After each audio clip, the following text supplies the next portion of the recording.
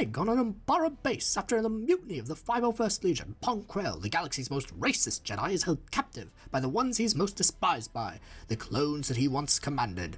Captain Rex and several of the troopers pay him a surprise visit. Turn around and step towards the wall. Rex orders Pong Krell, who's being held in his cell. Pong follows his orders exactly, reluctantly, smugly. It feels good, doesn't it? But I can sense your fear. You're shaking, aren't you? What are you waiting for? The Umbarans are getting close. Pong taunts Rex. Eventually, you'll have to do the right thing and... BAM! A plasma beam flies across the room. However, Dogma missed his shot. It was just slightly to the right of Krell's head. Pong Krell looks at the burn mark left by the beam, turning his head towards the trembling clone. You clones either really suck, or you truly are cowards. Have you ever wondered what would have happened if Dogma had missed his shot and Pong Krell survived in the Clone Wars? Well, if you have, then you are in for a treat today, because that is exactly the situation that we'll be exploring. So, get ready, as this is What If Dogma Had Missed His Shot. Following their mutiny against Pong Krell, the clones are set to execute him while he's imprisoned. Rex, again though, is still unable to follow through with the kill, and Dogma still misses his shot. Because of this, the clones decide that it would be optimal not to kill him, and that they wanted to preserve and follow the teachings of the Republic that they served. So they decide to bring him to the Republic in cuffs for a fair trial, just as the Republic said that it should be for folks who break the law. So Krell remains imprisoned, and he laughs at the clones for their lack of courage and their lack of diligence in executing him. He's brought back to Coruscant with the 501st and Anakin as they're leaving the planet. One of the clones, though, decides that he is fed up with the Jedi shenanigans. He's seen enough. He's seen people die on their watch. He's watched as so many clones haven't been taken care of properly by their commanders. So he decides to sneak in to the Venator's logs one night and steal some of the battle proceedings from Umbara. He then goes onto his own personal HoloNet terminal, encrypts and anonymously sends this detail out to the entire galaxy and shows exactly what had transpired on Umbara. He leaks classified documents to the press, illustrating that he was done with this whole thing. Once he'd been a loyal soldier, but not anymore. That clone is the last person that you might expect it to be. It's Dogma, who's fallen away from his enfranchisement with the Republic, and now he is done. All that he wants is for the Jedi and for Pong Krell to see justice transpire for the crimes that they'd committed against clone kind. Once the news spreads about what had happened on Umbara to the rest of the Republic, everybody is shocked. The Senate and the galaxy are absolutely floored, and an outcry begins against the Jedi intervention in the war as generals. This is because the Jedi have no military experience, and they are clearly detached from the needs of their troops. Protests erupt outside the Senate building, advocate for the humane treatment of clones, something that the clones aren't used to. They're shocked to see people in the galaxy actually caring about their needs. The public doesn't normally actually understand and watch the clones unless they're in the public eye. Since they're always fighting outside of the core, they're seen more as just faraway beings than actual people, which the Clone Wars illustrates that they are. Palpatine tries to at least advocate for the Jedi publicly, even if his personal opinions may differ, and even if this was actually a good thing for him to consolidate power within the Republic. Some of the other senators do as well. Padme says that not all the Jedi are like Krell. They don't all act like animals during warfare, she appeals to the Senate. Most of them care about their troops, she says. However, as more and more evidence surfaces of how a lot of Jedi are emotionless and don't prioritize the well-being of their soldiers, there's less support for Padme's cause in the Senate. Tarkin begins a counter-campaign within the military and pushes it up to the Senate level that would oust the Jedi from military leadership based on this evidence, and Palpatine is inclined to support it. Tarkin isn't known for being the most soldier's man leader in the military, but he uses this idea of the Jedi prioritizing the mission above their troops and above everything else to gain more power within the military. It ends up working. In the speech to the Senate, Palpatine says that while he loves the Jedi, he had Tarkin's ear, and that the Admiral had convinced him. He no longer believes that they are the best leaders for this conflict. My friends, while the Jedi have served the Republic well, they are far too out of touch with the needs of our soldiers and citizens. I should have seen this from the beginning. They are good peacekeepers, they are good religious figures, but they are not effective generals in conflict. While some of them may be good, such as General Skywalker, General Kenobi, General Krell, Master Yoda, many of them simply do not understand the troops under their command. I implore you all to vote to remove the Jedi from command positions in our military, he says. The Republic Academy on Coruscant is dedicated to training the finest military officers in the galaxy who will actually understand the modern needs of our expansive force that is confronting the separatist threat and restoring peace to the Republic. To this, there is a raucous applause. Everybody seems to be on board with Palpatine's opinion. Padme shakes her head, knowing that the Jedi were actually incredible commanders in most circumstances. This would radically shift the balance of power within the galaxy and within the military. I have a bad feeling about this, she whispers to Bail Organa, who sits beside her in the Senate. Little did she know that these actions would have more massive ripples than even she could have predicted. The next day, the Senate votes on Tarkin's proposition as even more information is unveiled in public inquiries, and it is official. The Jedi are removed as commanders by the military. Due to the rapidly trending hashtag of Clone Lives Matter on HoloX and Hologram, many of the senators vote with the masses and with their constituents. The Jedi are removed from positions of command and they return to Coruscant from their deployments across the galaxy. From here, the clones wonder what's going to happen next, especially with their Republic officer counterparts graduated from the Academy, like Tarkin, who had mixed feelings about the clone soldiers. Meanwhile, Pong Krell is put on trial. Because none of the clones actually recorded any concrete evidence of his collusion with Dooku, and because his actions were justified in the face of the mission, his opinion is held in higher regard than the testimonies of the mere clones. Tarkin, who serves as Krell's defender in this situation, rips into the prosecution, saying that Krell had prioritized the mission above all else, just as any good military commander should. He compromises what he had said earlier in the Senate about the Jedi actually placing the interests of the mission above the soldiers, illustrating that he was a sleazy politician and a sleazy military commander. However, people had short memories. Master Krell, did you do everything in your power to ensure that the objectives of your mission were achieved? Tarkin asks him during the Jedi's testimony. Yes, as I always do, Krell replies. Did you believe in the moment that your command decisions were sound? The Admiral continues. Absolutely. And if these pathetic clones had disobeyed my direct orders, I believe that we would be having a different conversation right now. They should be the ones on trial, not me, Krell retorts. Especially that one who leaked the information to the galaxy. Oh, I wish I could find him and just rip right into him. What a treasonous dog. Objection. The clones in question are not on trial, the prosecutor interjects. Sustained. Please disregard what has been said, jury members. The judge states, I am not a traitor. I have an impressive victory record with the legions that I have commanded.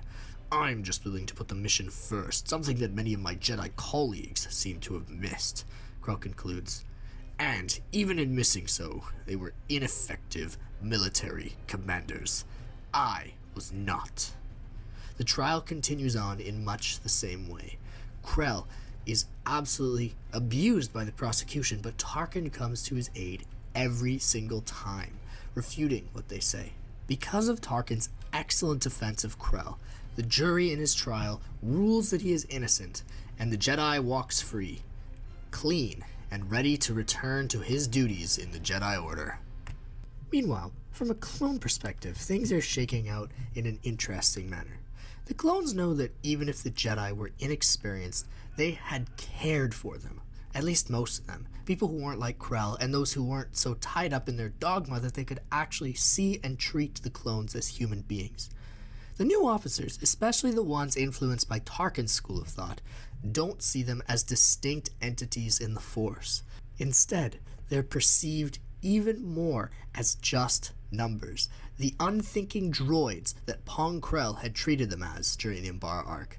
Their identities are lost to many of the new commanders, and a lot of that regimental pride that had distinguished each and every single clone trooper is lost. Yularen still treats his soldiers with respect, and he frequently clashes with Tarkin about how to best treat his men. Admiral Tarkin, the men on this starship, even though they're clones, are still people, and I will treat them with the dignity that they deserve, Yularen tells him during one of their council meetings. Tarkin simply laughs. No, my friend, they are means to meet an objective, nothing more. And if you do not see that, perhaps your position on this council should be jeopardized, Tarkin says in response. No, I will not be playing your political games, Tarkin. I will continue to treat my men with the distinct respect that they deserve. I do not subscribe to your new school of thought that you have somehow managed to convince everybody else in this military to follow.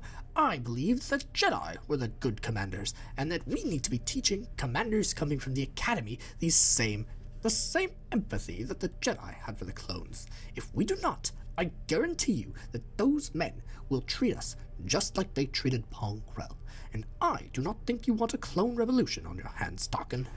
Yularen spits. Tarkin smiles. I think that you overestimate these clones, and I believe that we are treating them fairly. We have a war to win, Admiral, and I will not be bogged down by social causes. Outside of the boardrooms of the Admiralty, the clones continue to fight on, and Pong Krell continues his campaign against them. He has an ear with some very powerful people, which ends up paying off. He starts a HoloTube channel that starts to gain traction, and it even rivals Bantha Stew, which is the most popular channel on the HoloNet, an alternate history channel that talks a lot about what's going on in the galaxy. Pong Krell's speech against the clones is protected under free speech laws, and it doesn't explicitly violate any of the Jedi Code, despite many fellow masters disagreeing with what he's saying. These clones shouldn't be treated like citizens, he rants in one of his videos. They're subhuman creatures that were bred for war, nothing more. Send them all to their deaths if that's what it takes to defeat the separatist threat. He spits. Shockingly, many people who hadn't hopped on the Clone Lives Matter train actually agree with Krell's hateful rhetoric, and the galaxy starts to grow apathetic to the plight of the young soldiers once again. They buy into his vile vitriol, and they turn against the men and women who are fighting for their freedom. A lot of the people are Academy officers who believe that Krell was correct in his assessment of the clones and his tactics in utilizing them. This makes the clone situation significantly worse. So, one day, Rex, Cody, and Wolf all decide to meet at 79's and get drinks. They decide that something has to be done for their troops. They need to advocate for themselves. Rex, you have to admit, they're treating us like Bantha Poodoo, Wolf states to Rex, who is still hesitant about complaining about the commanders. Wolf takes a sip of his beverage. General Plo Koon made sure that he gave us the respect of dignified men, not just treating us like mindless droids. We were never expendable to him, Wolf says. Cody takes a large swig of his Bantha brew. Even I'm getting fed up, Rex. General Kenobi cared for our lives, our new commanders. All that they seem to care about is the mission objectives. We're just numbers to them, Cody states. This whole firing the Jedi thing really was a political ploy for Tarkin and his boys to gain more power in the military. Rex frowns. Now you're starting to sound like a conspiracy theorist, Cody, he states. We have to do something, Rex, he says, taking another drink of his Bantha brew. Rex stands for a moment, contemplating this. His conflicting feelings about his duties to the Republic and his men go through his mind. But after a few seconds of silence, he speaks. All right, Commander, I'm in. So, what's your plan? Wolf and Cody look at one another, and smile slyly. "You ever heard of a military union, Rex?" Cody asks. Following their meeting at 79's, Cody, Rex, and Wolf each reach out to other prominent commanders across the galaxy to gain their support in their movement. While some are initially skeptical, others hop right on board. Gree, Hauser, and Apple all agree to join the Union along with their troops, and they say that they're behind their people all the way. After organization with other clone commanders across the galaxy covertly without anybody else knowing, Rex, Cody, and Wolf announce their intent to create a clone union to the rest of the galaxy. They say that unless they're given better treatment by their commanders and that they receive all of the rights that galactic citizens have, they will go on strike and force the officers to fight their war for them. "Remember hashtag Clone Lives Matter? We do too. It doesn't seem to have worked very well, has it?" Rex says in a statement that is televised after a successful campaign. "We're starting this union to protect our boys and to get a fair shot of life after this war. We're tired of being treated like Farrakhan slop," he says abruptly. This announcement sends a shockwave across the galaxy, and it causes a massive kerfuffle in the Senate. Some, such as Senator Chuchi and Padme, are in favor of their initiatives. Others decry them, saying that soldiers need to be on the leash of the government, not given their own agency. Among the emphatic supporters of union busting is, of course, the notorious Pong Krell, who still continues his advocacy campaign against the clones. He says that they should all be executed for treason against the Republic. On his HoloTube channel, he blasts their demands. "I agree with the Kaminoans. They're products, not people. Let's get that hashtag trending, folks, shall we?" Krell explains. Sure enough, hashtag products, not people begins to rival the hashtag Clone Lives Matter trend, and the Republic is torn apart. Separatists try to capitalize on this with their own offensives into Republic space, but the clones are still as sharp as ever. They're dedicated to their duties, and they will not stop serving their Republic unless it's absolutely necessary. Anakin is infuriated by Krell's antics on the HoloNet as well. He's still upset that the man who had led so many of his troops to their death had gotten off freely, and he's also a huge fan of Padme's advocacy for his old men. Anakin can't stand how popular Krell's HoloTube channel is, and he makes it well known to the Council that somebody who values life as little as Krell did should not be a Jedi Master. Anakin still has drinks with Rex at the clone bar sometimes, and he's pleased to see that the clone is finally taking a stand. So Anakin, in turn, agrees to become a counter-voice to Krell and a supporter of the Clone Union. He believes in their cause, and he wants to see the clones succeed after so many years of this war raging on, with their rights being violated by so many commanders. At this time, following Anakin's agreement to be an advocate for the clones, while all of the debate is still raging in the Senate about what to do with their demands, Padme asks Anakin a favor. She knows that the clones aren't lying about Krell. However, she doesn't have any way to prove that they'd been correct. She asks Anakin to speak with the Jedi peer-to-peer and find out more while wearing a wire. Hopefully, Anakin would be able to get a confession out of the recent political advocate. "I'll do it," Anakin says without hesitation. That piece of poodoo isn't going to get away with this hateful rhetoric ever again. "Be careful, Annie. Krell's dangerous, and if he discovers what you're doing, you could be in massive trouble," Padme warns. "Don't worry, Padme. I'll be fine. I'll trust in the Force," Anakin tells her. He reassures her with a kiss on the forehead. He is ready to go on this new mission to take down Krell. Meanwhile, within the ranks of the Galactic Army of the Republic, as the time draws near for the clones to go on strike, they become antsy, hoping that their massive unionization efforts would pay off. Anakin asks Krell to go for a walk on the Jedi Temple grounds later that day so that they can hash out their differences and understand one another better. The Master consents, believing that he will be able to shame Anakin into giving up his views. How wrong he is.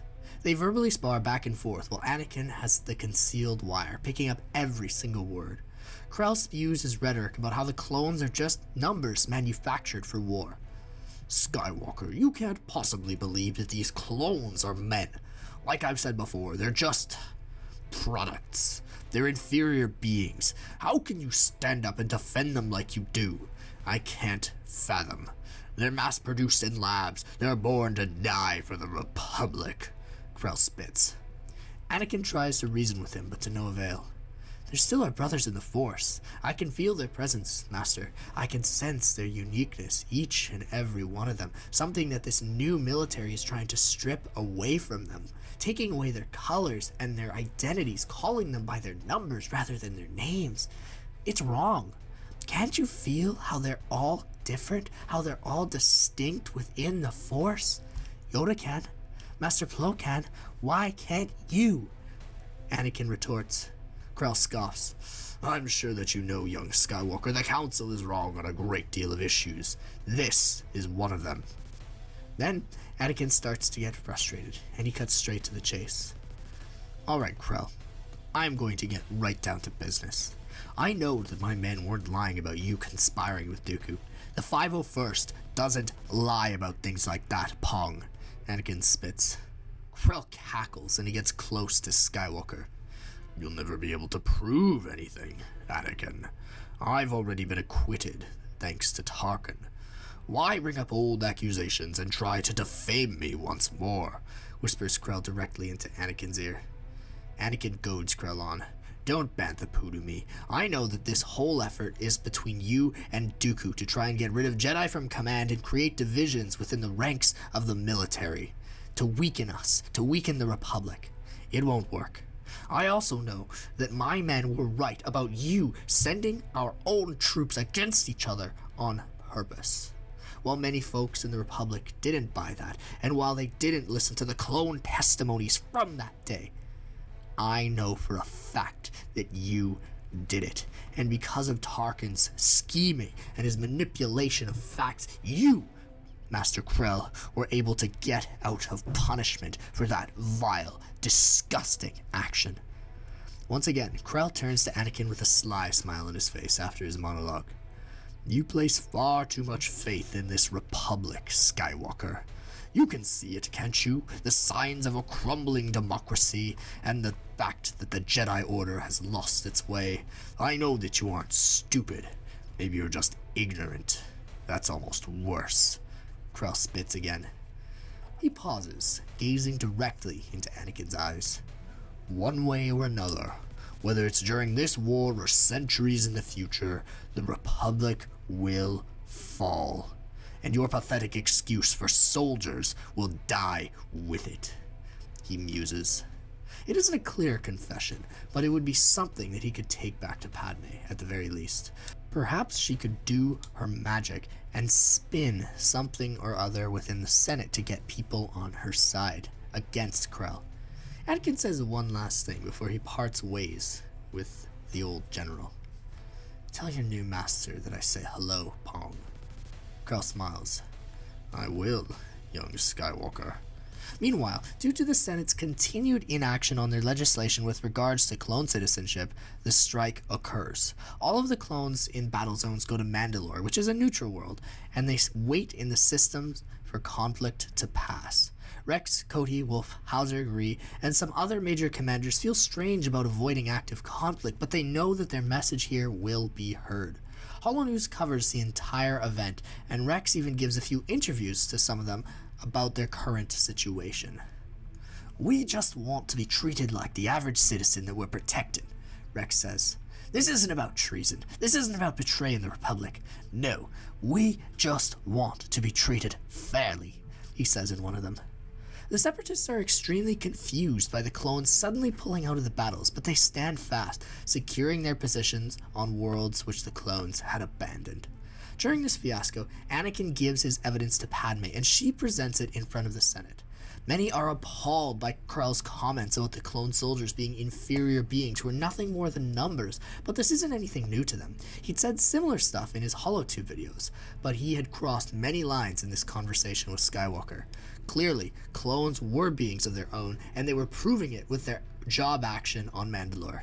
Even if there isn't enough proof of his allegiance to Dooku, there is enough evidence for the Jedi to kick him out of the Order, something that many of them had been wanting to do for a long time. Master Yoda, you have no precedent to kick me out, Krell exclaims after the Jedi Council explains the situation to him. Precedent we have. The clones you do not sense. In your heart, deep hatred there is. Part ways with the Order. You must, Yoda affirms. Krell angrily looks around at the other council members in the room. They stare back at him with serious expressions. They were not going to tolerate any more of his nonsense. "You're all wrong, you know. Just wait until everything that you've built crumbles around you, Yoda," Krell states.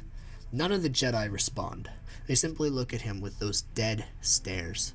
Krell begins to walk away, but before he does, he leaves the council with a small piece of personal wisdom. Perhaps Dooku was right about some things. That's the last that the Jedi Order ever sees of Pong Krell.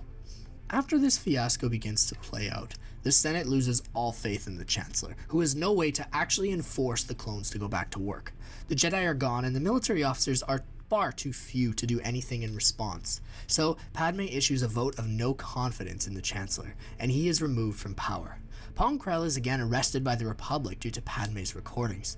This time, after a contract is negotiated between the Republic, which is now headed by Mon Mothma, and the Clone Union that gives them full rights as citizens, Krell is charged with hate speech and inciting violence against full citizens and a demographic of the Republic.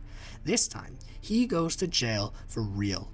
Mon Mothma organizes a peace treaty between the Republic and the Separatists, promising that her government will treat the worlds better than Palpatine had. Sheev is disgraced, and he returns to Naboo to plot his next steps. Nobody knows that he's a Sith, and he has far less access to Anakin now.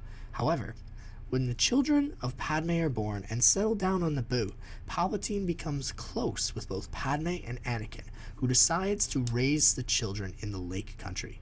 The Jedi continue to do their thing, and the clones enjoy full rights as citizens once the war is over and they are released from their service.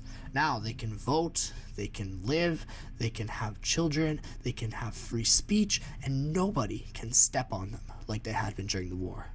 Mon Mothma even grants them sizable pensions for them to retire with if need be. Rex, Cody, and Wolf each go on to become prominent security personnel guarding important government officials. Anakin leaves the Jedi to raise his children, and he's pleased with his work for the clones. Rex becomes like an uncle to the kids, taking Captain Typho's position of Chief of Security for Padme when he retires. The galaxy settles down, and peace continues to abound. However, Palpatine is still omnipresent in the shadows, lurking, waiting for his next opportunity to strike. He had failed this first time. However, in the future, he would know when the Sith would rise again.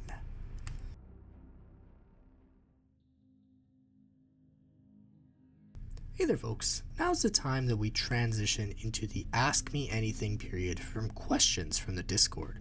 So, our question is from Darth Malgus, who asks, what are my top 5 favorite songs?